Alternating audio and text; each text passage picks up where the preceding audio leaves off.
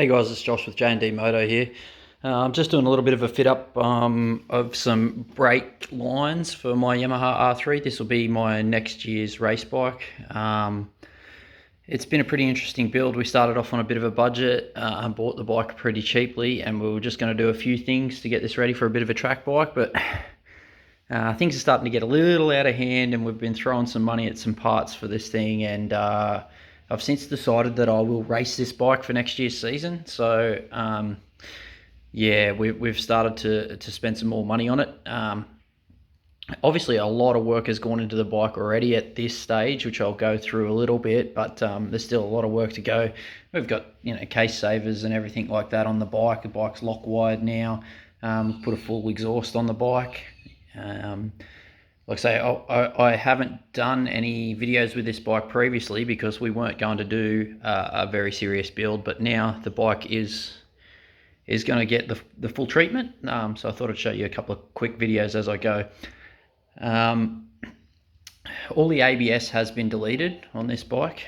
This was an ABS bike. It's all been deleted. All the plumbing, all of the ABS proportioning valves and everything's been pulled off. All the ABS lines are gone now, and so we're putting a Hell braided line kit on the bike.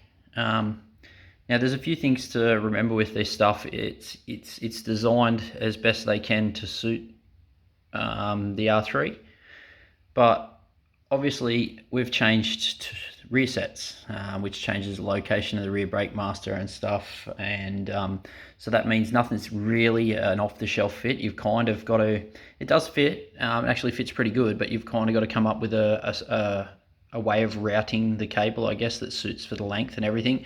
These are Gillies Tooling FXR rear sets, which I think are probably the best as far as getting you into a good position for the R3. The fairing kit that we have coming is a CRC fairing kit. It uses a seat box, so it raises the seat. Visually it looks like about 2 inches, or about 50 mil. It's probably not quite that much, but by the time you put the seat box on and the seat padding, it's close to that 40 or 50 mil raise, which gives you a better position on the bike for sure. But it also means that your average rear set is probably not going to cut it. Most of the adjustable rear sets for the R3, well, I say most, there are a couple that cater for the higher seat, but most of them will only give you about 35 or 38 mil lift in the pegs. And by the time you account for the fact that you've already gone up 40 mil in the seat, you're almost in the, you really haven't gained anything over the standard peg. You've gained ground clearance for sure, but your legs still not really in the right position. These Gillies, I think off the top of my head without checking, I think I get about 65 or 68 mil raise, as well as whatever it happens to be, 70 mil setback or whatever. So it's a good position for a raised seat. But anyway, all of that equates to the rear brake master, if you can see, not being anywhere near where the standard one was.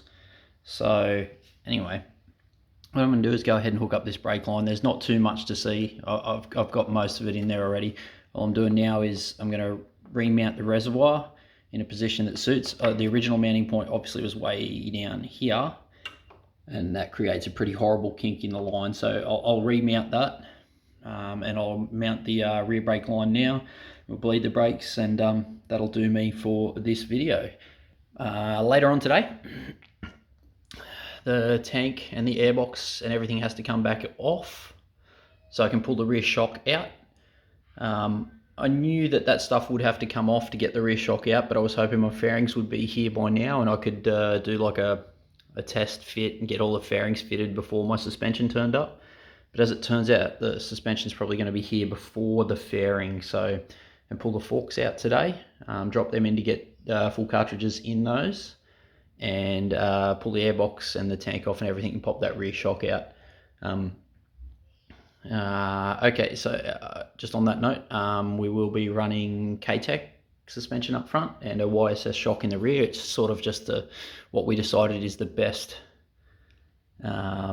option while still being reasonably competitive for price without going to a ridiculous amount of price. So anyway, yep, thanks for checking it out, the bike, and we will be doing a few more videos like this as the bike comes together. Like I say, there has been a bit of work done already. Everything that could be removed from the bike has been removed, just to save weight and all the rest of it. We've even running a lightweight rear disc and a few things like that to save rotational mass, and like basically the bike has been completely stripped down. We've done an air filter and a smog plate block off, and quick throttle tube, a few things like that. Like I say, the exhaust is on now. We've got the Gillies rear sets on now. The suspension's about to come out. I'm waiting on a set of clip-ons. So I've got a set of Bonamici, I think is the way you pronounce it. I'm not sure, the Italian clip-ons, which have a slight rise. We just used a generic 41mm clip-on here at this point, but it does actually give some clearance issues with the fairing, so we'll put the Bonamici, anyway, the Italian clip-on there.